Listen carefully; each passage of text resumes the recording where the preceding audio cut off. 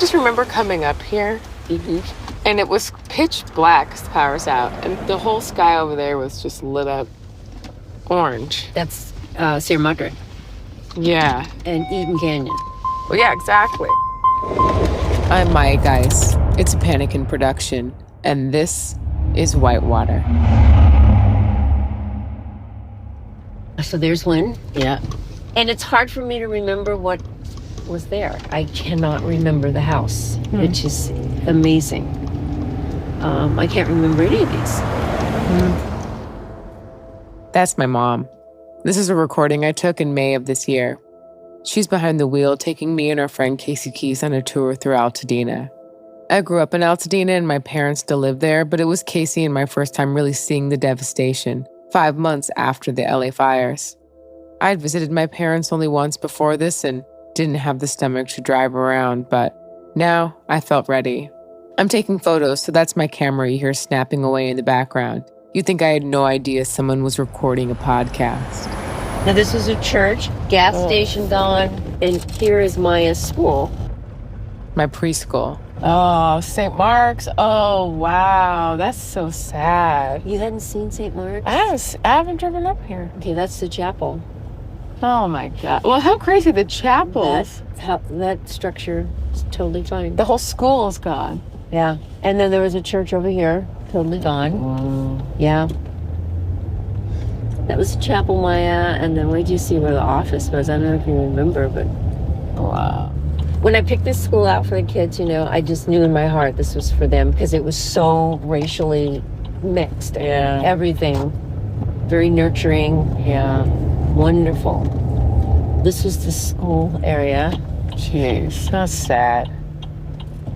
And then this was the office. Remember, you'd look down here and you'd see the little office and Doreen's car.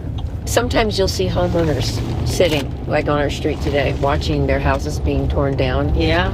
I guess for any hope of anything being found. I mean, wouldn't you? Yeah. Oh, yeah. Sometimes you wonder, are these people just coming back and reliving a Friday afternoon in their house? The memories, I think about that. This is just gone. Yeah. Yeah. Everyone's just gone. Jeez Louise. Oh, this is just the beginning, guys. I know I told you this show would be about creative ventures gone right and wrong. Did I mention that might include would-be, should-be, could-be creative ventures thrust upon us from Mother Nature, a force some of you may refer to as God? Well, consider it mentioned, because today I want to talk about a community whitewater experience. Every once in a while, we get thrown into the whitewater, not by choice, but by chance, a twist of fate.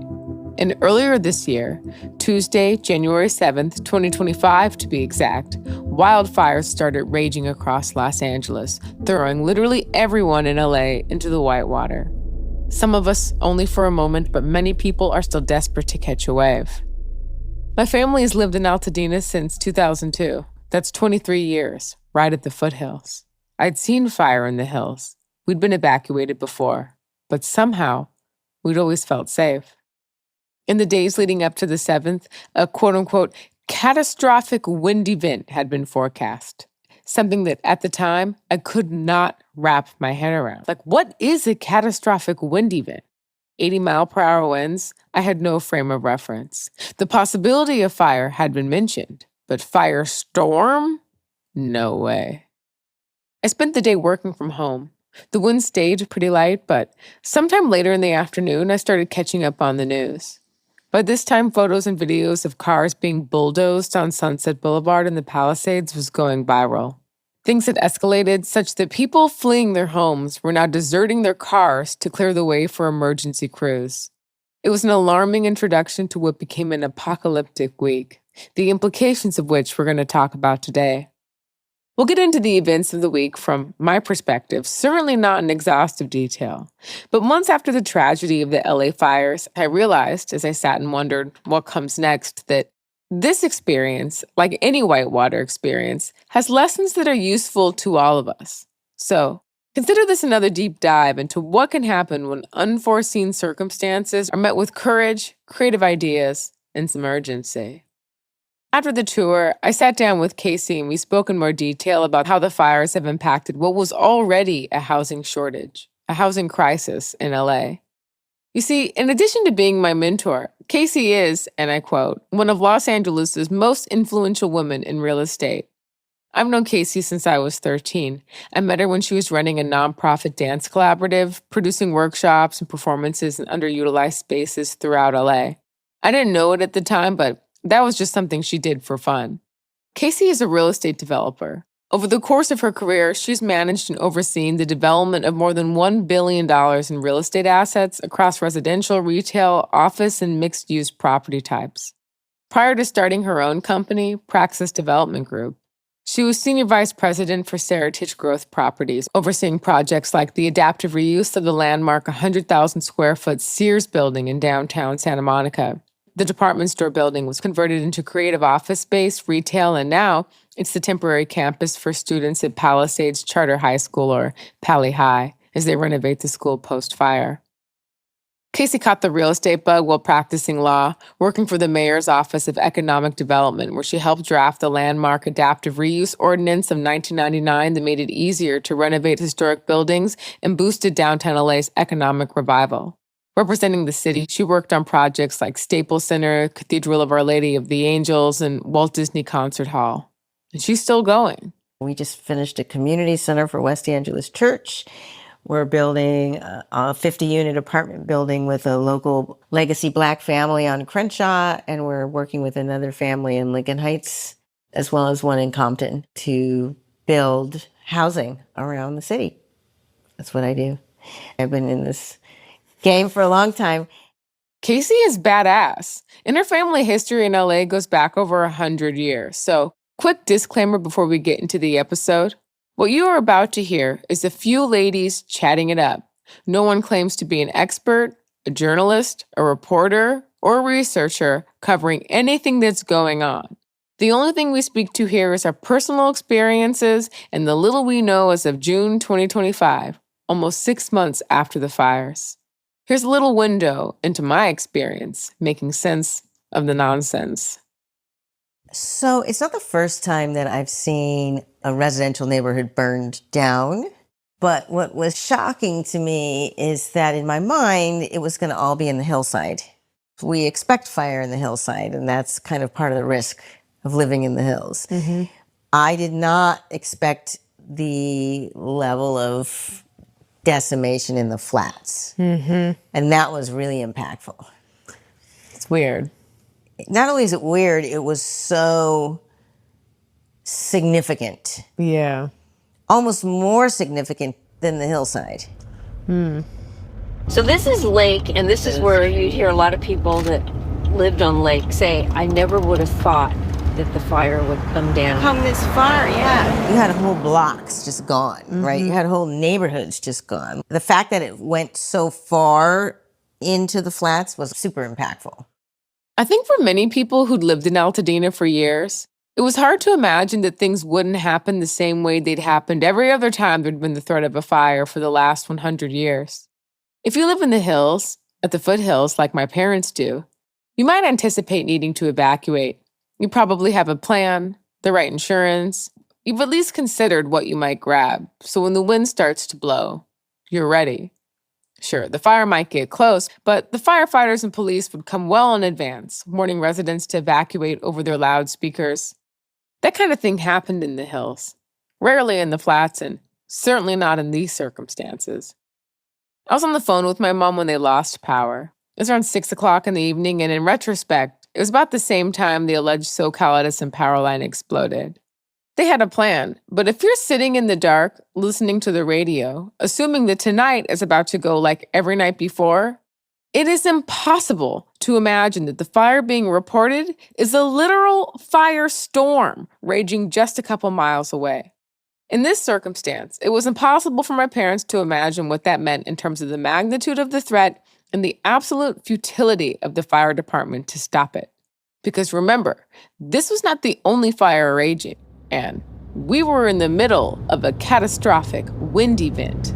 So we had told me that you guys were just listening to the radio and waiting, and you didn't evacuate. Right, we were taking our time, just trying to get our thoughts together. Why were you just deciding you didn't think it was as bad as it was? Right, or you were just we just had the radio and then our phones. We were trying to save battery, but also the power was out. The smoke alarm was going off, even though there was no smoke, but something with the power, the smoke alarm was triggered.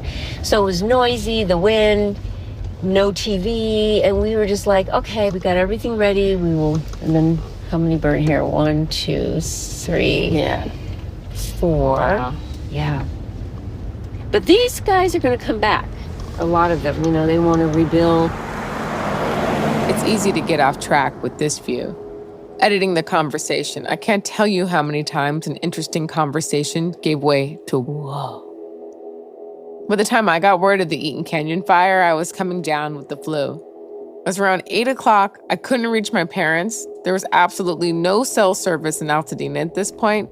So I did the only thing I could think to do. I jumped in my car and drove as fast as I could to Altadena. A 40-minute drive made all the more scary thanks to the catastrophic wind event that was going on. Traffic and streetlights were out. There were whole trees lying across the freeway. My car shook as I gripped the wheel, saying, Maya, focus, don't die. We are not gonna die tonight.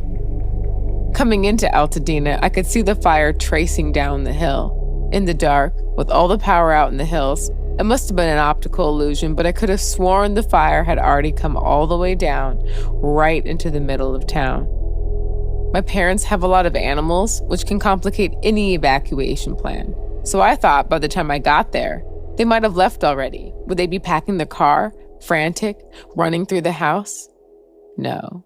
When I arrived, my mom was in her slippers. They were surprised to see me. What are you doing here? Grabbing you, that's what I'm doing here. It's time to fucking go. Let's go. What are you doing? It's time to get out of the house. If I was at 12, my parents were at 2. My dad took one look at me and said, you need to go. You're acting a little too crazy, he said. At some point, I realized that my home, also in the hills, was also at risk. And I wasn't ready for disaster at all. So I told my parents to fill my car so I could leave. And just as I did, they got the evacuation alerts on their phone. I was relieved to know that they knew that this was serious. All I needed to know was that they were on their way out of the house. So see, this all was burning, and my husband left a hose on in the front. And see how green everything is? Yeah. I think that really helped that things were really green and not dry. Yeah. And then on top of that, we left the hose running in the front. And I think if any embers were flying, they just hit that water. See that? Whoa. Oh, Yeah. shit. That night, we waited. As the wind raged on, I was certain that my parents' home, which sits right at the foothills, was gone. But the next morning, I was watching TV and a drone shot of a hillside appeared on the screen. I heard, "First look, the Eaton Canyon fire." I recognized my parents' neighborhood immediately. As the camera flew overhead, I zeroed in on our street. They have the second house in.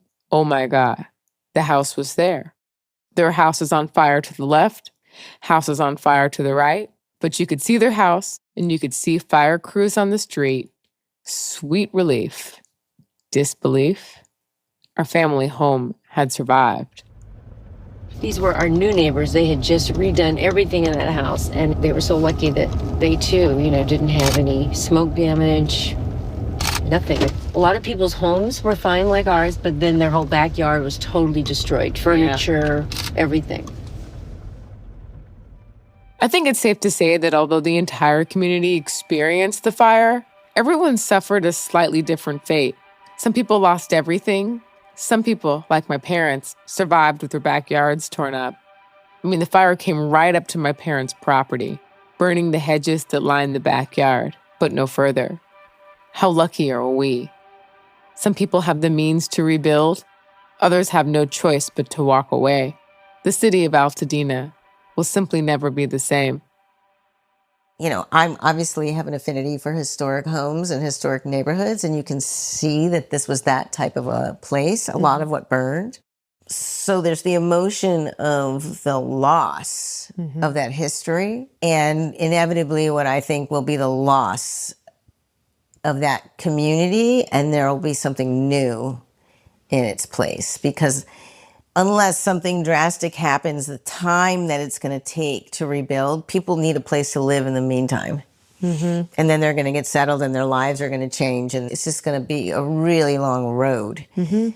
So the community that was there, as much as there's conversation about rebuilding, I think it's going to be a new community. Did you hear that they said 40%, well now it's 50%, of the homes in Altadena have been sold to commercial Developers. businesses? I didn't know that, but I'm not surprised. See, one house is fine, second house burned. Yeah. Are they rebuilding? I have There's no another one idea. for sale. Yeah, that was an elderly couple, so they're probably just like, I'm done. I'm out. I'm out. And I don't blame people, right? It's like even work that I'm trying to do on Crenshaw where some people sell and some people don't. It's like, everybody has their own situation. If they need to sell, then Yeah. you have to respect that. Because some people will characterize that as like abandoning the neighborhood or whatever. But I don't think that's fair. No. It's like the decision to sell is in some cases the only choice. the only means of recourse. I imagine that for every person that's still dealing with the trauma of having lost everything, there's got to be someone else that's taken this as a fresh start, a new lease on life. For how many of us does our stuff start to feel like a rusty anchor, keeping us, holding us, embedding us where we are? So if something happens, and everything, your car, your house, those books, that collection, stuff from a relative, stuff that might not even be yours. If something happens and all that just goes away, maybe now is the time to move to Portugal or Mexico. It's time to do the thing you always wanted to do, but never could. Maybe now's the time to change, to transform in a way that didn't feel possible before. After the fire, some people are floating, feeling much lighter, feeling good about a new beginning. Abstract that to the community level, and Altadena, post-fire, presents an interesting opportunity. Sure, you could rebuild each individual home. You could also reimagine the city. I mean, the stakes are huge. And for so many reasons, it's hard to even articulate, right? I think you have a real opportunity that's going to be missed to provide real vision and real leadership around rebuilding. You could be doing some really amazing things in either location differently. In Altadena, it's different analysis in terms of planning and zoning and master planning and creating wealth for people who were there and paying homage to that, but recognizing that stuff is going to change. In the Palisades, you have so much more wealth. So I think, and I could be projecting just my perceptions. I don't know either neighborhood well, but I do think that more of a community was lost and community history was lost in Altadena than in the Palisades. And in general, people in the Palisades have had the resources to relocate without selling. So, for example, I just talked to some friends of mine. They're in their 80s. Their home burned down. They've already bought a new house in Mar Vista, right? Or a colleague of mine, his home burned down. They've already bought another house in Manhattan Beach, right? Not everybody has that option. And I know there are people in Palisades who also don't have that option, people who've been there a long time or elderly people, but there's a big difference there. In both Altadena and the Palisades, as of July 2025, about half of the burned lots that have sold have ended up with commercial buyers. But in Altadena, the scale and momentum is much greater right now, tracking at about twice the number of lots sold in the Palisades, where the buying is more fragmented and a little more measured. All of the Altadena lost about 2,600 more structures than the Palisades, where denser development and steeper terrain contributed to more homes being lost. Can I ask you too, because I know you drove down PCH, so you've also seen the damage in the Palisades. I don't know if I'd ask you how that compares, but did you have a different response? So I didn't go up into the hills, but I will say it was definitely shocking on the shoreline, especially because in the past, if you drove up PCH, all those houses are blocking the ocean. And now the ocean is, You could see it. So on the one hand, my mind's like, they should not rebuild here. The state should eminent domain these people out. They should get their money and they should not rebuild here. They should just not. I also think in the Palisades, without having seen it in the hills, but there really should be an effort to step back and say, what can we do differently here? How can we rezone this to create more wilderness buffer areas and maybe densify closer to Sunset Boulevard and leave, I don't know what's going on around that discussion, but I'm sure that's not happening. The only discussion is rebuild, rebuild, rebuild. And I think that is foolish. Well, where you see the signs, not for sale, you know these people are coming back. But it's amazing. Like, this house was amazing. I remember that because of the fence. This one right here, it was beautiful. It was like a ranch home. Oh, yeah. I have a good friend, her house burnt down. I'll show you down here. And she was texting me and she said, my house is gone. And I said, no. Oh, wow. And we were just there, Christmas holiday. Yeah. Over here's the country club. Yeah, this is Altadena Country Club. And I think a lot of the firemen, just like at the Rose Bowl, they stationed themselves as a central gathering place. And they did a lot over here. So it looks really bad now because the golf course is in ruins. But this burnt. Yeah. I saw that on the news. Yeah, and this is really far down. Yeah. Yeah, look over there. Yeah. Isn't this amazing? It's just a country club. This was? Yeah. Is our houses? Wait a minute. I gotta see where I am. No. Yeah, that's the country club. This is Fran's house. Do you remember this? Yeah. This is a friend of Nicole's. And she was on the news. Okay, it's coming up. Oh, yeah, right here. Mm-hmm. Wow. That's just going. That so was the most sad. beautiful house. Can you see? Oh, but Wow. someone said too, it's not even the house; it's the contents. It's the contents. Yeah. A lot of preservationists, I guess that's what they're called. They've been coming in and collecting tiles. Yep. Fireplaces. Yep. Yeah. Artifacts from the build. How many years ago? The trees. So what do you think about this whole discussion about taking trees down or not taking trees down? Where they were saying you have to take your trees down? Yeah, well, the arborists declare them, just like we compared to the tree in Lahaina. What is that tree? I know what you mean. Yeah, the banyan. We looked at it last night. In fact, we looked at a video from 2 weeks ago in Lahaina, and the banyan tree is just amazing. And everyone thought, it's gone, it's dead. So a woman that we know, Nicole was her daughter's classmate. She was on the news, and she said, no, I'm having someone come out and really assess because I loved this tree. And she was describing how she loved the way the leaves did this and the leaves did that. I mean, things that really meant a lot to people. It's just varied, Even before the fires, Kacy didn't spend too much time in Altadena. She had friends she would visit, she would go on a hike, grab a smoothie, but I didn't have a community out there. And I don't think I realized how much of a community was out there until this. I mean, I personally, if my real estate brain is like, oh, you could play Sim City and you could do some amazing things, but I'm also one person with limited capacity and I'm not connected in that town, right? It's going to have to take some local leadership. and who's that? I don't know. I don't either. I'm sure there's got to be somebody. There are a few people. You have individuals like Freddie Sayeg, hope I'm saying that right. He founded Altadena Strong, organizing town halls and directly engaging with FEMA, the Corps of Engineers, and the Small Business Administration to secure resources for rebuilding. The Altadena Builds Back Foundation, created through the Pasadena Community Foundation, has directed $55 million toward preserving community diversity, affordable housing, and equitable recovery.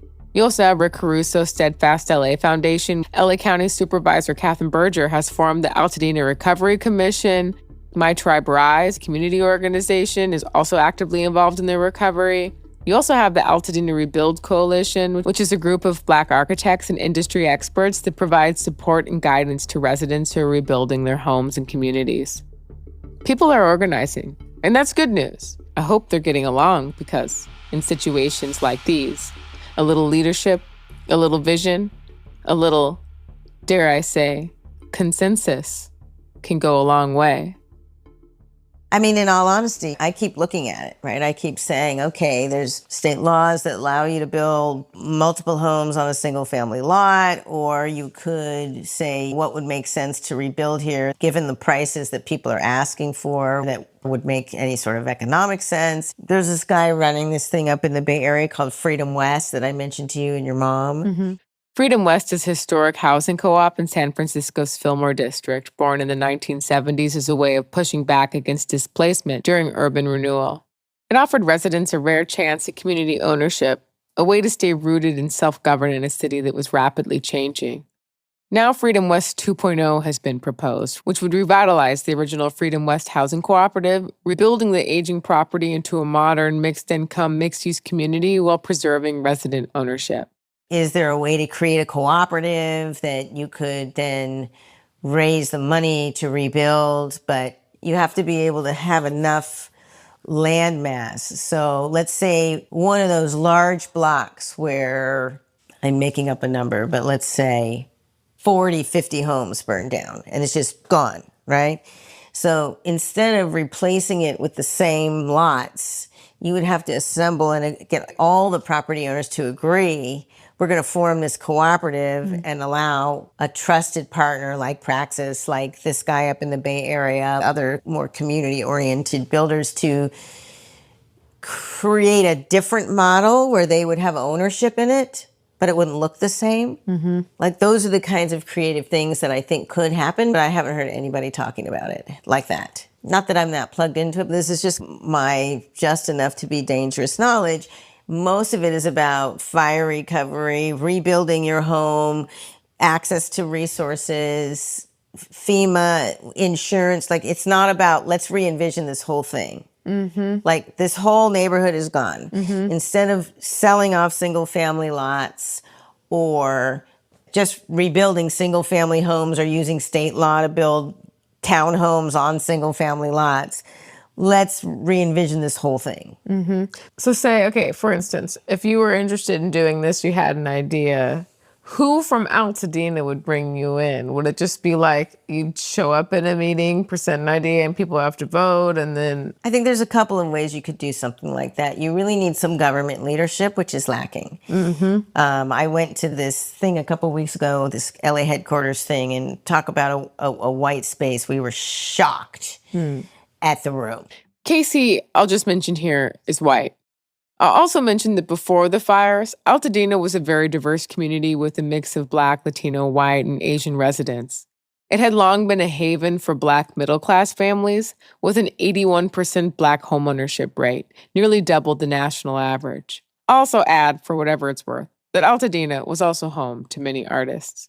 This was like a mover and shaker event. The mayor was there, Lindsay Horvath was there, Caruso was there, and we were like, our table just doubled the amount of diversity in the room. It was crazy. My biggest issue at this event was they said that the room represented a microcosm of Los Angeles. And me and those at my table said out loud, no, it doesn't. They had this like girls choir from Altadena, and there was all white girls. I was like, you're not even paying any respect to the history of the community. And I think that's what's also really tragic about Altadena is you had this strong Black community there and this history. And I think it's just going to scatter. The single houses that survived in this area. It's like, like it's totally different than where you are, right? Where you are, you have more houses that survived than did where you're. Like if you were the one house, you're all by yourself. Yeah. There's one little house in the midst of all this destruction and a young family living there, and they came out on the porch with their little baby and they were standing. Oh my God, it was just an image I'll never forget. And how I guess they were gonna stay there, but it was like so poignant of, you know, what was there, these little families now just wiped out, all of their neighbors. But see, this would, that whole Freedom West concept, if you could figure out how to get some people organized, because they're all gone, right? Imagine, this is almost like recreating a whole new community, right? Exactly. There are probably some things objectively that could have been improved about this neighborhood? Or, you know, like maybe there needs to be another park. Yeah. I mean, you don't want to erase what was, but it's gone, right? Yeah. So it's like you say, Maya, it's a blank canvas. It's also like, I think to your point about sanctioning off some area, some like small community space for people who lived in Altadena and can't rebuild. Correct. It's like inevitably they will bring back the culture that made Altadena what it was. So, all that to be said, I think there needs to be some government or public or foundation or Freedom West-led initiative to say, we're going to rezone this. We're going to re-envision this. We're going to do a new master plan. And all the property owners who lost their homes are going to have the choice to own equity in this thing or sell your interest, right? So if you're selling your lot for $400,000 or $600,000 or whatever, it depends on the block. We're going to value that, and you can either sell or you can be an owner in this new thing. Mm-hmm. And it's cooperative. Yeah, leadership's missing. There's no leadership to do that. Yeah, that's why Caruso's jumped in, you know, more on the Palisades side. Like, people are just so happy to have someone that has any kind of power or influence to do anything. Right. I read somewhere, there's this quote, they say the fire didn't create a crisis, it exposed one. Do you agree? And how would you define that crisis? Yeah, well, I'm in real estate, so I focus on housing. I know that there's global warming and climate change, and is that the reason that this fire was as bad as it was? I'm not a climate expert, so I don't know. Growing up in LA, like I said, fire has always been part of the ecosystem. There's a book called City of Quartz, Quartz, by a guy named Mike Davis that I read when I was in graduate school. And he talks about the ecosystem of fire and water in Los Angeles. It's not new. To me, it's put a magnifying lens on the housing crisis. I wrote an article in the LA Business Journal. We have a deficit of over 1 million units of housing in Southern California. Over 1 million. So we just added to it, right? And typically, I think those that have lived in the single family neighborhoods can insulate themselves a little bit from that problem. And now it's their problem too. The tragedy of it is, I don't think that there's any leadership to really seize on the opportunity and have a real impact. I live in this space and I hear all this talk and I'm like, okay, foundations, you have billions of dollars sitting on the sidelines. Private equity, they're going to try to capitalize on this. Government is like flailing around like in the dark ages. So about that leadership. The mayor is the chief executive of the city. The mayor hires and fires the department heads and has the ability to bring in resources and pass executive orders, and could, just like she declared an emergency for the fire recovery, which again, query why we're not fast tracking an analysis of what recovery means and how it should look, but just that's a whole side conversation. You need someone who is not afraid to hire and fire people and who's not afraid to step out and say, this is what we're doing and this is what I'm putting my resources behind, instead of trying to placate the masses or I don't know what. So I think she should pass an executive order that overrides Measure ULA and basically says there's a crisis and it's an emergency situation and this is what we're doing, and we're going to suspend the planning department, and if your project fits within this box, it's approved. I'm just going to say, I'm not really a fan of the mayor, Karen Bass. It started with the general handling of LA's housing and homelessness crisis. My opinion was reinforced by the way she showed up, or in some cases didn't show up, during and in the immediate aftermath of the fires. I was just watching TV thinking, how is she so calm? Like, everyone is scared. People are mad. Now's the time to be upset. Now's the time to bring the energy. Save calm, cool, collected for the political debate, not the catastrophic firestorm wind event. Goddamn. So, Maya, this is Woodbury. I don't think the fire got down this far. Well, this is where the National Guard was positioned. Yeah, I think we even tried to come up this street. That billboard fire lawsuit demanding billions in justice. 818 Yeah, just. so, I always just said, well, who's next? What city, what town's gonna Gosh, don't say it. It's the truth, though. I mean, if you grew up here, fire is part of the ecosystem. Yeah. There's always been fires. This is just really bad, right? Yeah. Well, we were primed. Yeah. Look, see, it came all the way down. Yeah. Oh, okay. Wow. Came all the way down. That is insane. So, like, how did we get here to begin with? Why exactly do we have a housing shortage in LA? I think it's a lot of things, Maya. I think that the biggest thing is there's been so much regulation and bureaucracy, and I believe it's necessary, and you need to have planning and zoning, and you need to have regulations, but it's gotten so massively burdensome. The process has gotten so massively burdensome, notwithstanding the fact that the states tried to pass some laws to expedite. It's just really challenging to get through. And then the voters passed Measure ULA in the city of LA, which adds a 5.5% tax on any real estate transaction over a certain dollar amount. So if you have an investor that you're trying to get to invest, he's like, why am I going to pay an extra 5.5% when I can do business somewhere else? Mm-hmm. And then construction pricing. I mean, it's just the system has gotten unwieldy and the costs have gotten so that you can't make anything pencil. Right? And uncertainty. Interest rates are high. Tariffs are making things even worse. And I think there's a complete lack of leadership. Mm-hmm. But I'll show you this chart that shows how much permits have gone down. So like 10 years ago, there were say 14,000 permits pulled in a given year for construction starts. And now it's down to 1,500. Wow. Just in the last, 10 years. I feel like 2016 was almost a decade. Crazy. Right? And that's all a symptom of what's going on. So that just compounds the problem because we don't have enough supply. We do have an affordable housing problem, but the reason we have an affordable housing problem is because we don't have enough supply to meet the demand. Mm-hmm. Yeah. Right? And so they need to open the floodgates to increase supply, but all the policies and all the regulations and everything is set up to do the opposite.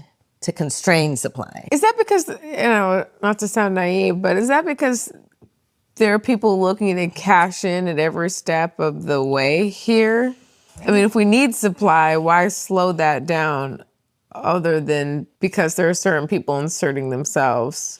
No, I mean, it's interesting because capital markets are what they are and they're going to go where they can make the most money. And the problem is you can't make money building housing right now in Southern California. I mean, as a real estate developer, we're barely scraping by, right? I'm not living a life of riches, right? I'm a small fish in a big pond, but the returns are so narrow that if you have wealth, if you have money to invest, and there's a whole other conversation about private equity and how real estate has become a commodity and blah, blah, blah. But if you have money to invest and you can buy a treasury bill that yields 5 or 6%, or you can take all this risk to earn 5 or 6%, you're going to buy a treasury bill. If you're agnostic about housing, right? So capital now wants 8, 9, 10, 12% because they're like, why am I taking all this risk when I could just take no risk and make 5 or 6%? Mm-hmm. And that's tied to interest rates and the cost of money, and it's all these macroeconomics, right? Landowners still think their land is worth more than it is. And then you add tariffs. And then people like myself need to make a living, right? Like what's happening right now is architects are getting laid off, mechanical engineers, structural engineers. It's all kind of topsy-turvy. We were in a low interest rate environment for a very long time, so money was cheap, and that helped to kind of churn development. So part of this is monetary policy, but a big part of it is, I think I mentioned this book to you by Ezra Klein called Abundance, that talks about how we ended up here and the fact that all of these efforts, although they may be good policies, basically use development as a tool to hang all of these other things onto, has made it infeasible. A colleague of mine describes it as a Christmas tree with too many ornaments that just gets weighted down. Like we need over 1 million units and we had 1,500 permits pulled. Mm-hmm. It's become exponential, right? Here we are in the middle of a housing shortage, and development has all but stopped. If there were leaders, instead of being out there talking, they would be meeting with capital. They would be talking to New York, and they would be saying, what can we put together to unlock this? And what do I need to do as the government agency to play my part in unlocking this? That's not happening. I actually worked for Rick Caruso for 1 year, part-time, while finishing my MBA. Caruso, who's been mentioned a few times already, is a billionaire developer known for building luxury shopping centers like the Grove and the Americana in LA. He ran for mayor in 2022 and has really stepped up in the wake of the fires, offering resources and leadership, mostly in the Palisades. I started as an intern in their marketing department before transitioning to roles in the architecture and leasing departments. That year, I learned about the power implied in owning real estate. Call me simple, I didn't know. I also learned the role that each of us can play in shaping the communities we live in. There are meetings happening every week, every month, remote and in-person community hearings that decide if buildings go up, parks are developed, or cultural events take place. So if you're someone that's settled into the idea that politics has nothing to do with you, remember, the people you elect have a direct impact on the comings and goings, developments, events, the cleanliness, the general vibe of where you live. If you want your interests represented when it comes to deciding, for instance, what gets built in your city, be intentional about who you elect to represent you, the person making those decisions on the community level, the city level, the state level, and the national level, all the levels. How quickly we forget, especially us young people, just how much power we have over what our cities look like. Cities are required to update their land use general plans every 5 years. They're always behind. They're always late. It always takes forever. There's all this public debate, la, la, la, la, it's a whole thing. And all the cities have been mandated by the state to create more housing by something called the Regional Housing Needs Assessment that the state did about the deficit by city. So cities have a strong pressure to do it, but they don't seem to be changing their cultures to actually produce housing. Varies by city, right? I think what we should do, like for the fires, what they did is they said, okay, you don't have to do CEQA, you don't have to do coastal commission. If it's 110% of the previous square footage, we're going to rubber stamp it, and that's great. But again, that's not thinking about, okay, maybe we shouldn't just rebuild what was there before. That conversation is absent as far as I'm aware. And that's what I think is the conversation to be had, which is where the planning and land use would come in, right? To say, like I said, we're going to take this 1 mile square where, 80% of the houses are gone, and we're going to take a fresh look and say, maybe we need to create a different master plan for this area where we have some denser housing and a retail area and a park and then some single family, that conversation is not happening. It seems no one's willing to tackle it, and it would be full of debate, right? I mean, you have to get consensus, and that's hard because people are attached to their homes and want to move back into them or rebuild. It's, I think consensus building is hard.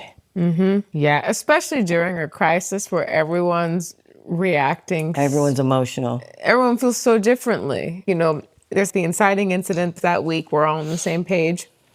And as time goes on, people are at very different places of I guess I say quote unquote fire recovery, right? Whether or not they have to rebuild or they're looking to move or they're just looking to recoup some insurance money, something, they just got to finish tying that knot. Yeah.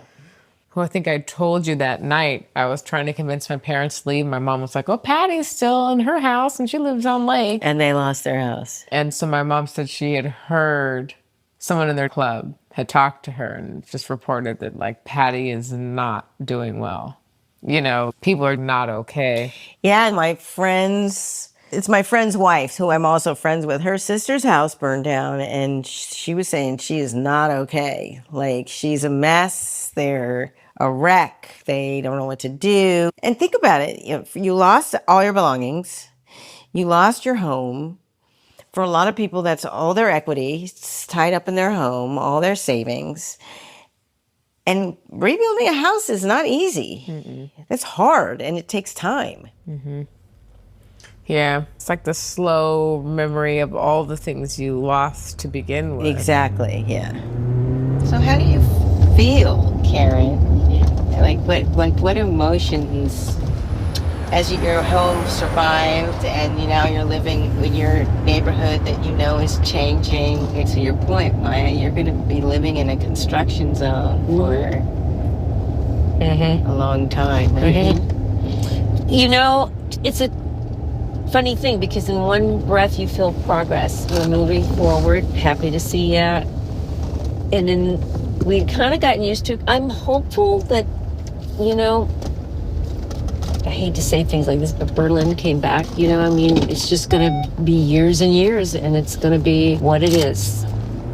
My friend's mother's home burned down in the 2019 Woolsey fire that went from basically Bell Canyon all the way through Malibu to the water.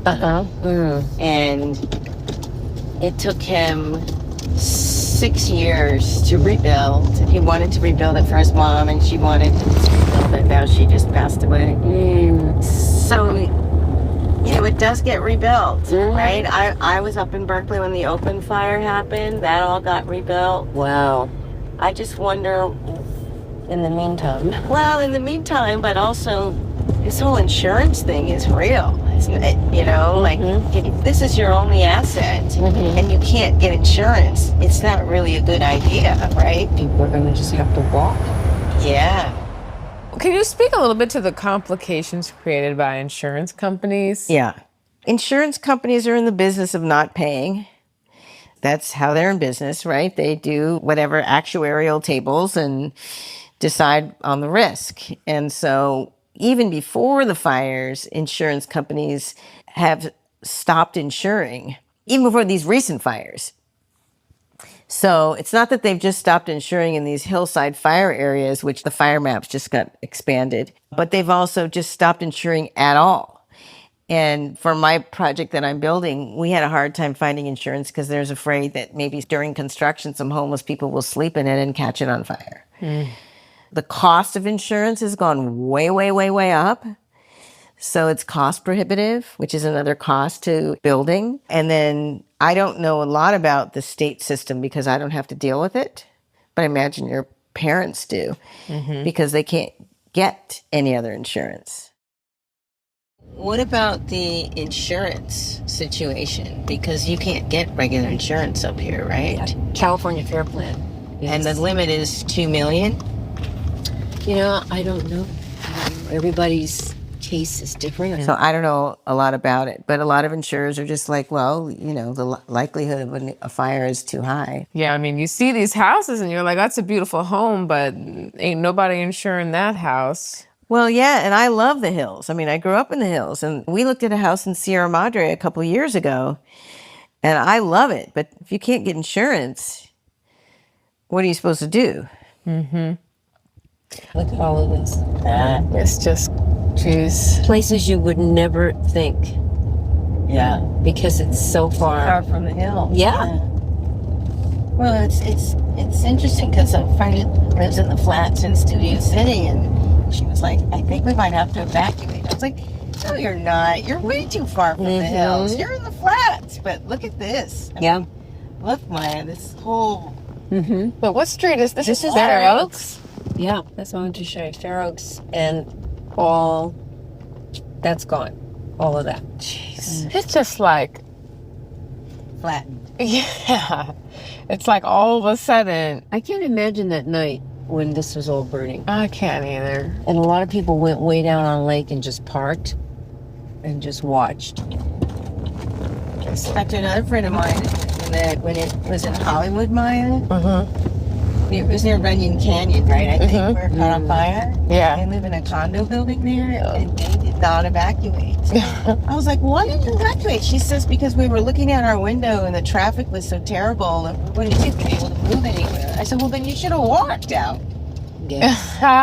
Yeah. Evacuate. That's why we left, because I told David, I was like, I'll be damned if I get trapped on this hill. Yeah. Like, we're not waiting for that. No.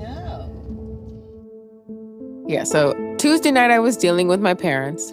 Wednesday night, the Hollywood fire started to rage. My boyfriend and I could see it from our window. Fortunately, the wind was more calm, so the helicopters could do drops. We decided to spend the night outside of the city at a friend's. It's hard to sleep when the threat of fire is literally at your doorstep. We came back Thursday afternoon. We didn't unload our cars, just stepped in to chill and shower. By this time, I had the full-blown flu, and just as I stepped out of the shower, our phones started to go off, an evacuation warning. In 5 minutes, we were back in our cars, driving down the hill to the freeway. I flipped on the radio, and the first thing I heard was, "Well, next time, people might not take the warning that seriously." It was a false alarm.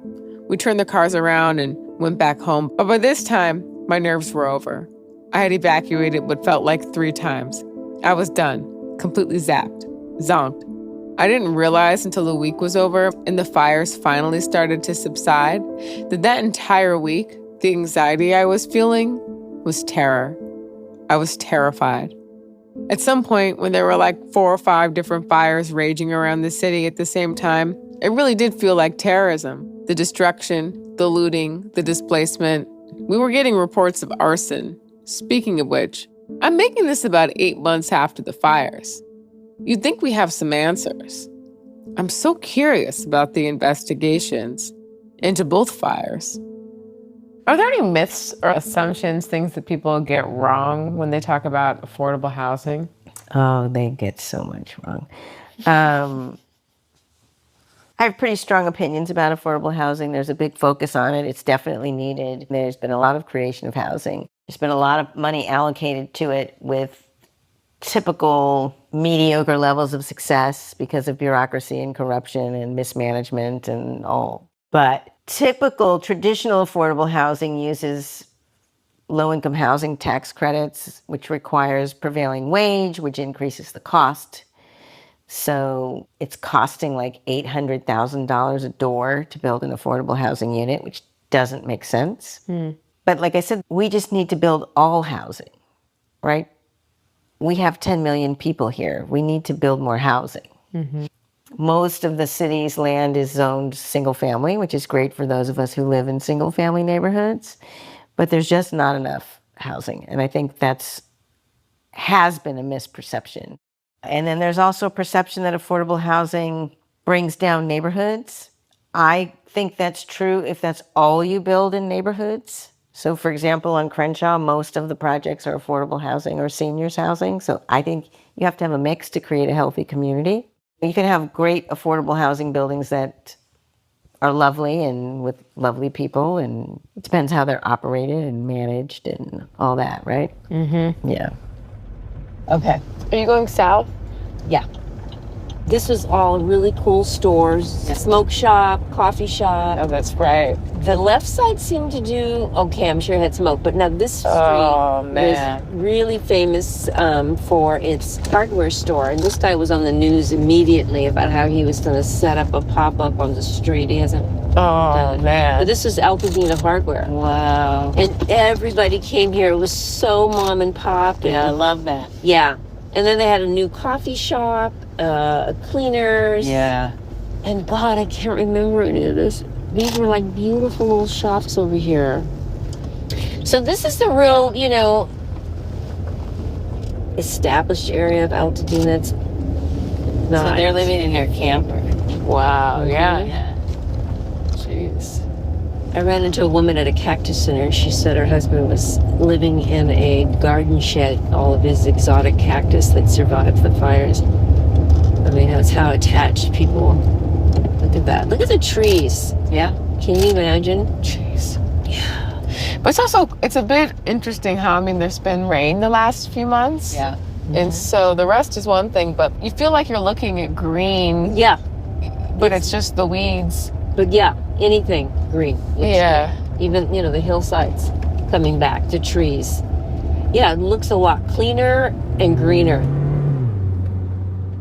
Okay, so if you had a magic wand and could change, I don't know if it's one thing or it could be many things, about the policy mindset in LA, what would it be?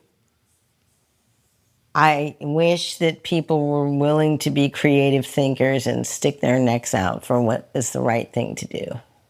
You want people to lead, Kacy? What? I mean, if I could be queen for a day and not have to deal with all the bullshit and the level of energy it takes just to do anything, I would do what I've been talking about. In my mind, if I could, I would put together a collaboration between family office capital, high net worth capital, foundation dollars to provide a lower return philanthropic investment to partner with folks like myself who are community minded, and then bring in existing landowners as a partner.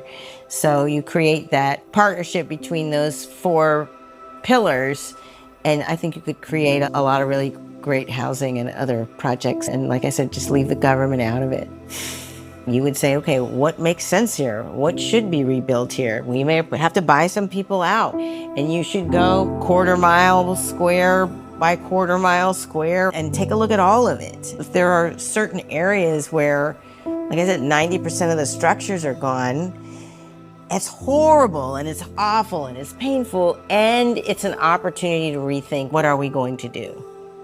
What can we do better?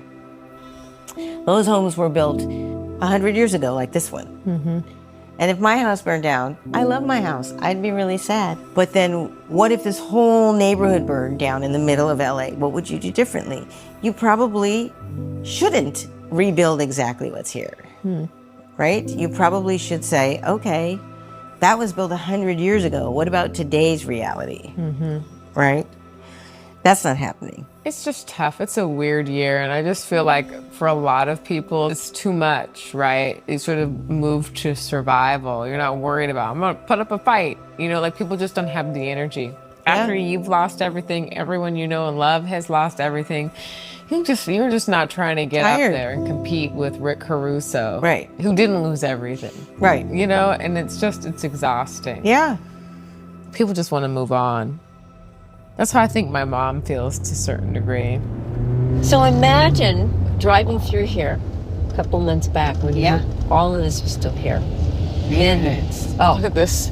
Can you This imagine? to me, like I said, you know, I see the progress. Yeah. And I see the flowers at springtime Yeah, and that's coming pretty. back. Look at the poppies. Yeah. Wow. And you see, you know, people working. So it's as bad as it looks, it's still a Oh, so much better. Yeah. Yeah. Like, imagine that. I mean, when the whole neighborhood looked like, Yeah, I can't. right? All these lots that have been. Oh yeah. Oh yeah.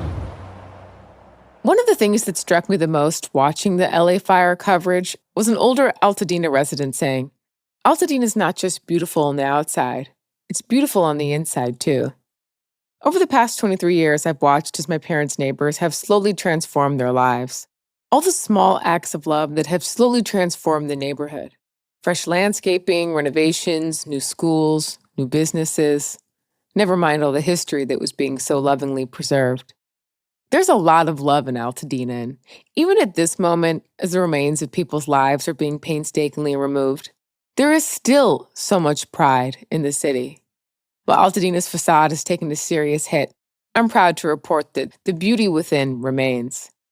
I went to visit my parents again a couple days ago, almost 2 months after my mom's initial tour, and was honestly shocked to see how much more has been cleared.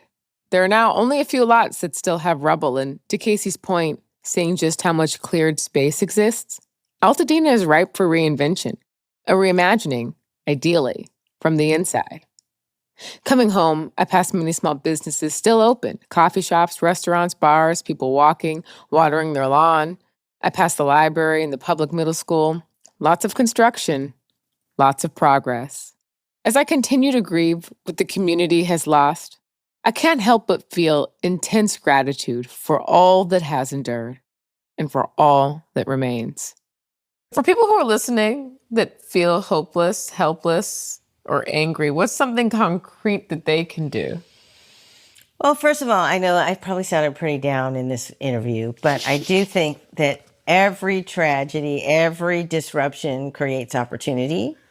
So I don't think it's hopeless, and I am hopeful because, as I tell my son, we have a choice. We can either be hopeful or hopeless, and I choose to be hopeful. So there may be leaders out there, and there may be things going on that I don't know about.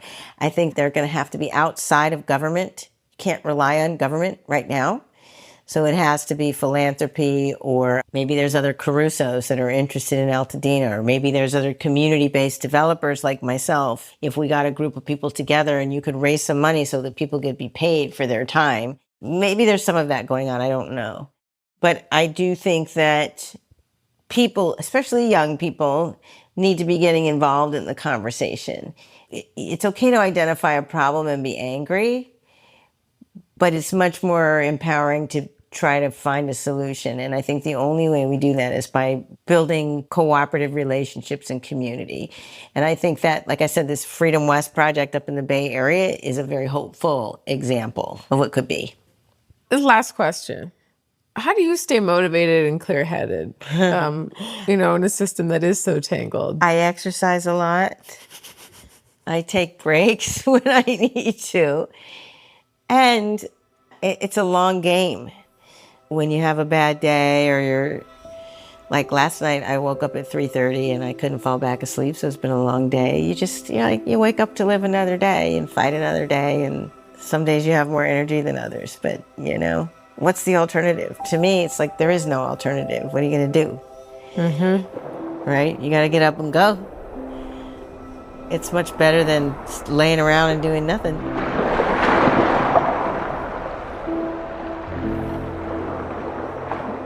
Whitewater is written, hosted, and produced by myself, Maya Guice, founder at Panakin Studios. Dylan Agajanian is responsible for the original music and sound design. Dylan also mixed and mastered today's episode. Panakin Studios is an interdisciplinary shop of thinkers and doers. Medium agnostic, we're half think tank, half content studio, creating a whole machine that produces new stories for smart audiences. Learn more at www.panakin.co.